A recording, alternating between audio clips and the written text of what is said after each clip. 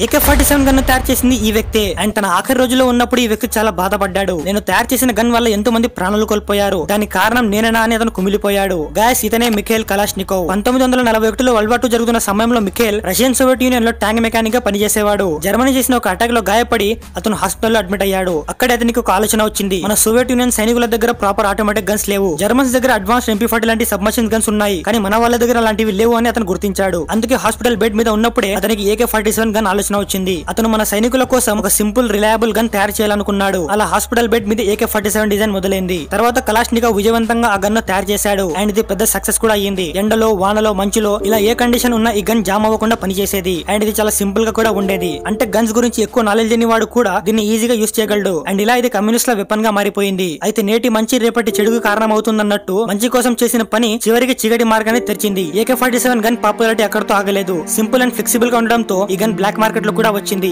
అక్కడ నుంచి ఇది టెర్రరిస్ట్ల చేతుల్లోకి వెళ్ళింది. ఆ తర్వాత ఇది టెర్రరిస్ట్ల యొక్క ఫేవరెట్ వెపన్ గా మారిపోయింది. కలాష్నికోవ్ ఈ గన్ను తన దేశాన్ని కాపాడాలని తయారు చేశాడు. బట్ దీని వల్ల ఎంతో మంది ప్రాణాలు పోయాయి. 2012లో తన ఆఖరి రోజులో ఉన్నప్పుడు కలాష్నికోవ్ ఒక లేఖ రాశాడు. అందులో అతను పశ్చాత్తాపం వ్యక్తం చేశాడు. నేను తయారు చేసిన గన్ వల్ల ఎన్నో ప్రాణాలు పోయాయి, అందుకు బాధ్యుడిని నేనేనా అని అతను ఆ లేఖలో రాశాడు.